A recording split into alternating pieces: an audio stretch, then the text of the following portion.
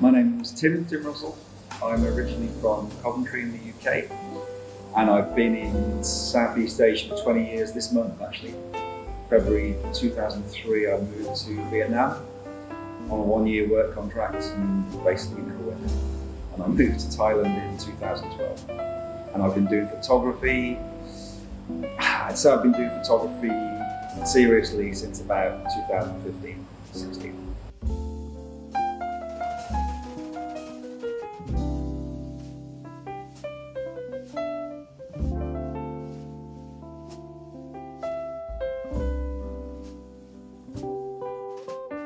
It started off not as a project. It kind of started off, I used to go and watch the football at Port FC, which is the Khlongtoey football team.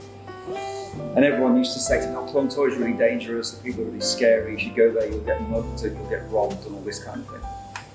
But all the people I met at the football games were really nice, were really friendly. Yeah, they were a bit rowdy at times and they drank a lot, but they just seemed to be a nice bunch of people.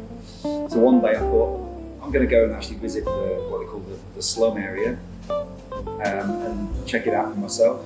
And I went and had a walk around and everyone was just really nice and really friendly. There were a lot of really interesting people to photograph there, a lot of interesting old people sitting around, a lot of people with tattoos and facial tattoos that you've seen in this exhibition. And so the experience I had was totally different, I think, to the image of Khlongtoey that a lot of people in Bangkok have. And that's what made me want to start going back and shooting more. I've probably been now about 100 times, and it didn't really become a project as such until the beginning of 2020. COVID hit, the company I was working for closed down, so I was out of work, so I thought, right, I'm going to finally get all these pictures together into one place on a website, facesofkhlongtoey.com, and a little plug for the website there. And getting it together as a project kind of, it got published in a few magazines after that, online magazines, I think Bangkok 101 I think as well. And it became a project sort of by accident, but I think the aim of the project now really has been to show Khlongtoey in a different light, to show people that it's not a slum, it's not a scary place, it's not full of gangsters and criminals, that most people there are just, as you can see from this exhibition, are generally sort of friendly, normal people who are just trying to live life as best they can like the rest of us.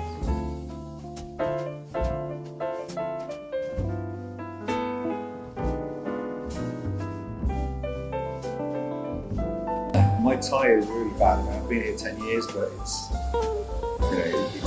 it's embarrassing how bad my Thai is. But I think I can sort of communicate in a sort of fairly simple way. What's your name? How you doing? Where you're from? How long have you lived here? That kind of thing. Enough to just have a sort of basic conversation with someone before I then broach the subject of photographing. But often people are generally so friendly, they see a foreigner walking around and they'll come up to me and start talking to me. And often people have seen the camera and pretty much force me to take pictures of them. So the fact that I can't communicate that well hasn't been a huge hindrance. I think the one bad side of it is that I would like to have more background to some of these photos.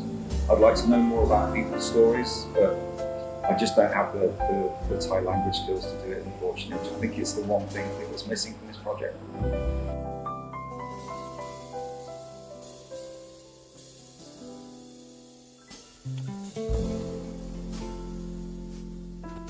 I think the best work that I've done in Khlongtoey is black and white. I think the nature of the people there, the nature of the environment, I think lends itself to black and white photos a lot better than colour. And I think the best pictures I've done there have been black and white. And I've got some really good colour pictures there as well, but I thought I wanted this show to be consistent. It was a good tip that was given to me by a professional photographer, a friend of mine, was when you do an exhibition, do colour or do black and white, don't mix it up and keep it consistent. So I think the black and white work showcases the project better than the colour work.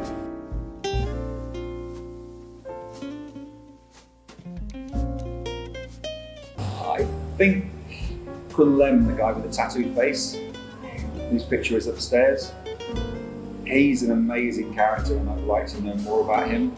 He was one of the very first people I shot when I first came to Khlongtoey. I was walking down this alleyway and he was sort of standing at the alleyway there with just his little shorts on, covered in tattoos. He's quite a big guy.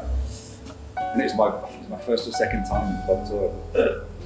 Because when you see him, he's a pretty intimidating looking guy, but I just sort of went up to him and asked him his name, and he was really friendly. Showed me all his tattoos, shared some beer with me and things, and he's actually a real sweetheart. So I would like to know more about him, how he came to have all these, because he's covered in yak tattoos apart from one on his thigh, which is the Pepsi logo. I'd love to know why, the story behind that. But also the boxer.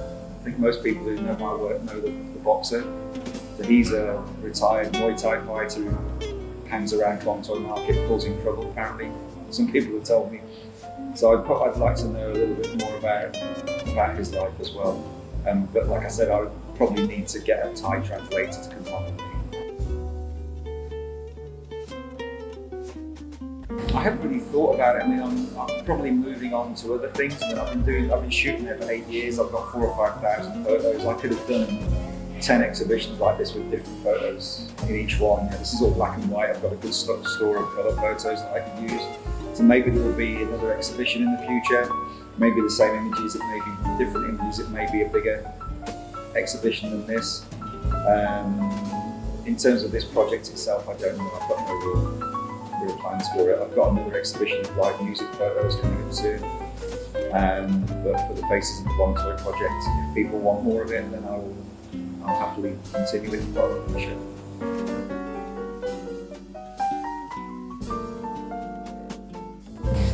I have 2 websites. I have timrussellphotography.asia and facesofkhlongtoey.com. I'm also on Instagram as Tim Russell Photography, and I'm on Twitter as Tim Russell Photo.